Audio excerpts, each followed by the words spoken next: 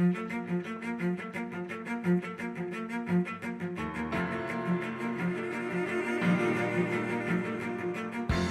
I'm Aiden Bradshaw. And I'm Olivia, and we're students from Hilltop Middle School. And today we're going to be going down to the Columbia Pacific Heritage Museum.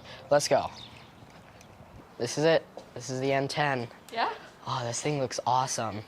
Hey, Mark. Hello. I'm Aiden. I'm Olivia. Pleased to meet you. First question was, how many trains were there? On the schedule, they generally ran 2 or 3 trains a day in each direction up and down the peninsula. Did everyone on the peninsula use the train? Yeah, the only transportation at the time was stagecoaches or wagons, and the only road up and down the peninsula was the beach.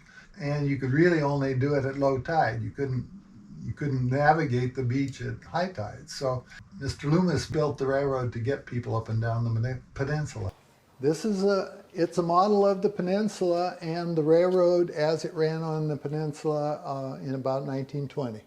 Although it's not completely to scale, it's shortened down because, you know, there's 17 miles from Ilwaco to NAHCOTTA. So all of this in 50 feet or 40 foot of model.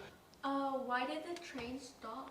Why did it stop? As cars became more popular in the 1920s, more and more people were bringing cars onto the peninsula. Roads were built, cars and trucks took over for the train, and they basically ran out of traffic. How did the tides impact the train? Well, the train had to be here when the boat was here. The boat would only be here at high tide, so they adjusted the schedule of the trains to follow the tides. So some people called it the train that ran by the tides because they used the tide schedule to schedule the trains. Thank you, Mark. That's all Good the to meet questions you. that we have. Indeed. You taught me a lot of stuff today. Yep.